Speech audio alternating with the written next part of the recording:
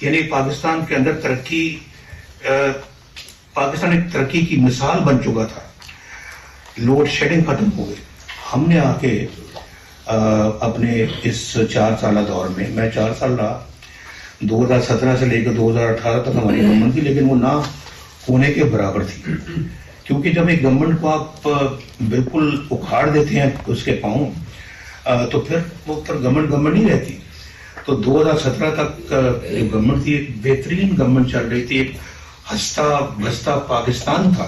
سی pack میں جس میں ہم نے بہت سارے پروجیکٹس بنائے ہیں کہ جی یہ مسٹر پرائم منسٹر مجھے کہنے لگے this is a gift from China to you mister prime minister, to you. تو انہوں نے یہ کہا, جیسے کہ آپ جانتے ہیں کہ ایک دفعہ مجھے پریزیڈنٹ کلنٹن نے, جو امریکہ کے پریزیڈنٹ تھے 1998 میں, مجھے کہنے لگے آپ دھماکے نہ کریں, وی ول گیو یو $5 billion. انہوں نے کہا کہ ہم پیکج بنا رہے ہیں, $5 billion ہم آپ کو کیش دیں گے, اس میں اور بھی بڑی چیزیں شامل تھیں. تو ہم نے جو ہے نا وہ دھماکوں کو ترجیح دی, ہم نے $5 billion کو ترجیح نہیں دی, اور ہم نے کہا کہ نہیں, ہم اپنے پاؤں پہ کھڑا ہوں گے.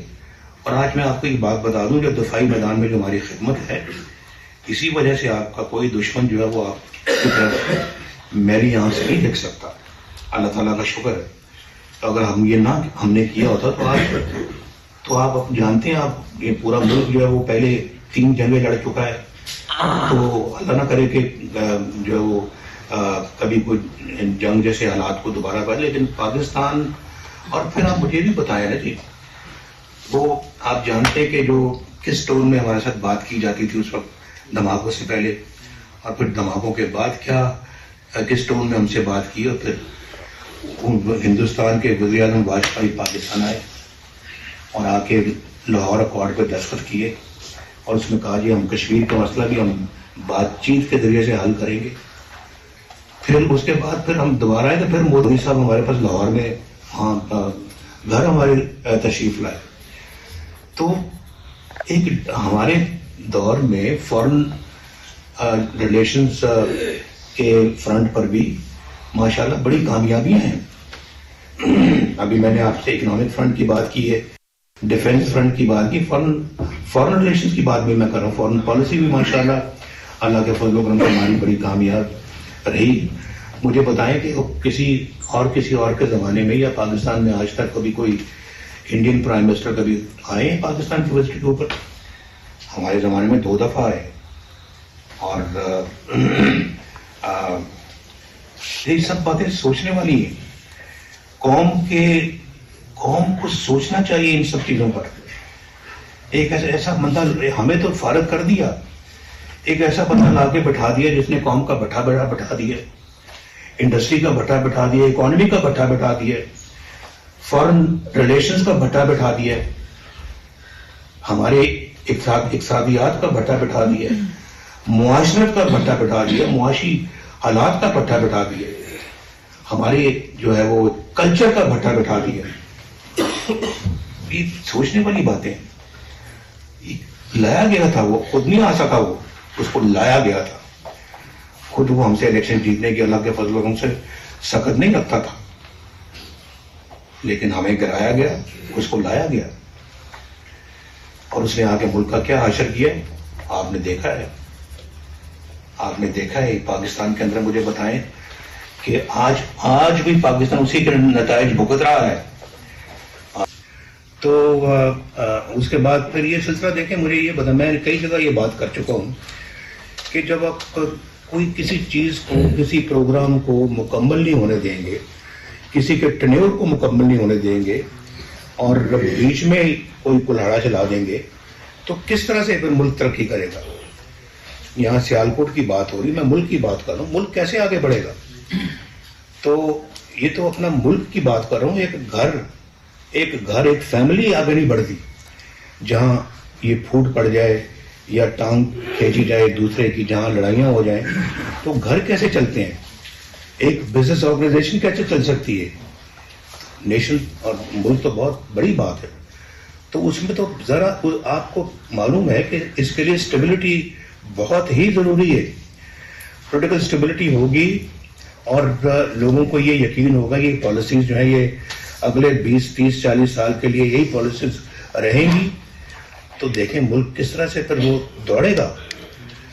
لیکن اس دوڑنے سے پہلے میں آپ کو یہ بتا دوں کہ ہم بہت پیچھے رہ گئے. آج ہم جن سے بہت آگے تھے ہم آج ان سے بہت پیچھے ہیں، اور وہ ہم سے بہت آگے ہیں. یہ بڑی ایک انفارچونیٹ بات ہوئی ہے، اور یہاں کے وزیر اعظموں کو کبھی جیل دیکھنی پڑتی ہے، کبھی پھانسی دیکھنی پڑتی ہے، کبھی یہاں پہ جلا وطنی دیکھنی پڑتی ہے، اور سمجھ بھی نہیں آتی کہ کیوں ایسا ہوتا ہے. یہ بہت سوچنے سمجھنے کی باتیں ہیں. اور 2018 میں ہم الیکشن جیت چکے تھے. 2018 کی بات کر رہا ہوں میں، بڑے الحمدللہ بڑے وثوق کے ساتھ یہ بات کر رہا ہوں. میرے دائیں خواجہ آصف صاحب ہیں، ایک چیز کو سمجھتے ہیں. RTS بند کرنے کے باوجود ہم پھر بھی پنجاب میں نہیں آ رہے. پنجاب میں ہم وی ور دا لارجسٹ سنگل پارٹی ان پنجاب، لیکن ہمیں ہماری گورنمنٹ بنانے سے ہمیں محروم کر دیا گیا. ہوائی جہاز کبھی ادھر سے ادھر اڑ رہے تھے، کبھی ہیلی کاپٹر اڑ رہے تھے، اور سب کو پکڑ دگڑ کر ان کو ایک جگہ پہ جمع کر کے ان کو ایک جو ہے وہ جوڑ دیا گیا آپس میں کہ بھی آپ مسلم لیگ نون کے خلاف آپ نے گورنمنٹ بنانی ہے. اور وہ جو چوچوں کا مربع تھا اس کو جوڑ کے تو ایک گورنمنٹ یہاں پہ کھڑی کر دی گئی. یعنی آپ یہ دیکھیں کہ اس کے باوجود RTS کو بند کرنے کے باوجود اس وزیر اعظم کو صرف 4 ووٹ کے مارجن سے اسمبلی نے منتخب کیا، جس میں MQM کا ووٹ بھی شامل تھا، جس میں باپ پارٹی کے ووٹ بھی شامل تھے، جس میں اور لوگوں کے ووٹ بھی شامل تھے. تو RTS بند کرنے کا مقصد کیا تھا؟ 48 آورز 56 آورز جو ہے نا وہ کیوں جو ہے وہ رزلٹ جو ہے نا اس کو روکا گیا کہ وہ اس وقت بکسوں کے اندر کسی سے نکالے گئے ووٹ اور کسی اور کے دوسرے بکسے میں ڈالے گئے. یہ تھی وجہ. تو اور اس کے بعد پھر جو کچھ ہوا آپ نے دیکھا. ادھر الیکشن ہو رہا تھا، میں جیل میں تھا، مریم نواز شریف جیل میں تھی، اور الیکشن والے دن ہم جیل میں تھے.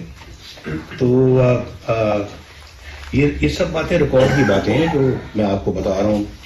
اور یہاں جو بات ہو رہی تھی کہ جی ہم ایکسپورٹ کو دوگنا کر دیں گے، آج پاکستان کی ایکسپورٹس جو ہیں آپ یقین مانیں اگر 1990 کا مومنٹم رہتا آج ہماری ایکسپورٹس منیمم $300 بلین سے زیادہ ہوتی، بلکہ اس سے بھی کہیں زیادہ ہوتی.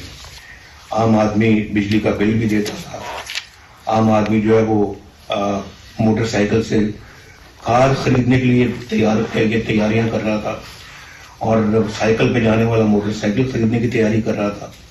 جن کے پاس کو گھر نہیں تھے چھوٹی موٹی قطع زمین لے کے گھر بنانے کا سوچ رہے تھے. اور پھر کسی کو اپنی روزی کا فکر نہیں تھا. غربت یقیناً ہمارے ملک میں ہے اور وہ تھی، لیکن اس کو دور کرنے کے لیے حکومت بھرپور اقدام کر رہی تھی.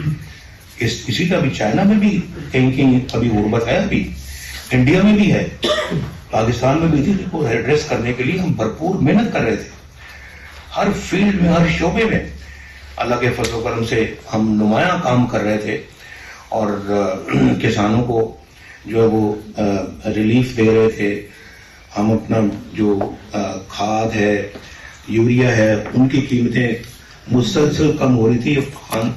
ان کے لیے ایک پیکج بنا کے ان کو ہم دے رہے تھے تاکہ ہماری جو زراعت ہے وہ بھی ساتھ ساتھ تجارت کے ساتھ ساتھ وہ بھی ترقی کرے اور کسان بھی ترقی کرے. کسان ترقی کرے گا، تاجر ترقی کرے گا، صنعت کار ترقی کرے گا تو ملک ترقی کرے گا.